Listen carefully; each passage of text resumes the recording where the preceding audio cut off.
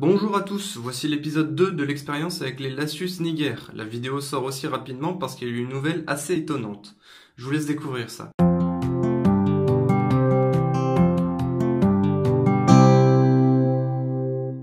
Comme je vous le disais, quelque chose d'assez particulier s'est produit entre hier soir et cette nuit. Vous vous rappelez de l'épisode 1 ? Il y avait une des deux Jin dans le tube numéro 4 qui se faisait nourrir par une ouvrière, tandis que l'autre était un petit peu délaissée. Tout comme la Jin du tube numéro 6 d'ailleurs. Ce que vous voyez à l'écran depuis le début de la vidéo, c'est en fait ce que j'ai pu filmer hier soir vers 22h. Oui, en effet, il y a une deuxième reine qui s'est rajoutée dans le tube numéro 1 et qui se fait pas mal maltraiter par les ouvrières. C'est une des Jin qui était au départ dans le tube numéro 4 avec sa compagne, et quand j'ai regardé d'un œil distrait dans ma boîte en plastique ce qui était en train de se passer, j'ai vu beaucoup de mouvements dans le tube numéro 1. Dans un premier temps, je me suis dit que dans un mouvement désespéré, cette Jin que nous appellerons Victoria, dédicace à Fuga, a tenté de se joindre à la colonie pour éviter une mort certaine. Mais je me suis aussi demandé si elle ne s'était pas tout juste faite traîner par des ouvrières afin de servir de nourriture. Parce que oui, je ne vous l'ai pas encore dit, mais un des cadavres de Jin manquait à l'appel aujourd'hui, sûrement mangé par ses congénères.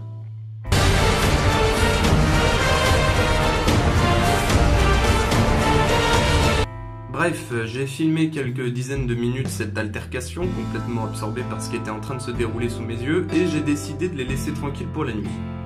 Le lendemain matin, je m'attendais simplement à me retrouver avec un cadavre supplémentaire de reine qui aurait été découpé par les ouvrières Niger. Mais quelle ne fut pas ma surprise? Alors oui, effectivement, je ne suis pas surpris en racontant ça, parce que comme vous pouvez vous en douter, j'écris mes textes à l'avance et que du coup l'effet de surprise est passé. Donc je raconte pas n'importe quoi en permanence, tout est bien écrit à l'avance et relu afin que je dise le moins de conneries possible.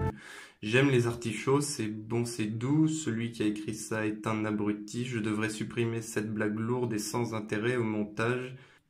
Oui, du coup, surprise, entre deux cafés, je regarde un peu l'évolution de ces Hunger Games et il s'avère que la Jin qui se faisait littéralement agresser hier soir est aujourd'hui en pleine forme dans le tube numéro 1 avec la Jin dominante et tout le couvain.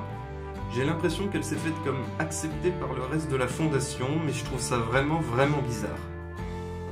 Ça ne peut pas être une polygynie puisque les Lasius Niger sont de base monogynes. Je pense peut-être à une pléométrose tardive, mais j'en doute, surtout qu'en général, les pléométroses ne fonctionnent que lorsque les Jin sont ensemble au tout début de la fondation. Après, je ne suis pas un grand expert dans le domaine, pas encore en tout cas, et ce genre de comportement a peut-être déjà été observé auparavant. Mais je n'ai jamais entendu parler d'un tel phénomène. Alors pour les néophytes, une pléométrose c'est quand deux Jin d'une espèce à une seule reine, donc monogynes, font une sorte d'alliance et pondent ensemble jusqu'à ce que les premières ouvrières sortent. C'est en général à partir de ce moment qu'une des deux reines se fait alors tuer par les ouvrières afin de ne garder qu'une reine. Mais même si c'est très rare, certains éleveurs ont déjà réussi à maintenir cette pléométrose très longtemps. Du coup, j'attends vos suggestions en commentaire parce que je vous avoue que je suis un petit peu perdu. N'hésitez pas à aller voir ma page Facebook, le lien est dans la description, et à aimer la vidéo si elle vous a plu et que vous voulez me soutenir, ça fait toujours plaisir. Je vais garder un œil très attentif sur le développement de cette alliance parce que, encore une fois, elle m'intrigue beaucoup. Sur ce, mesdames et messieurs, à la prochaine, c'était Hanzoom.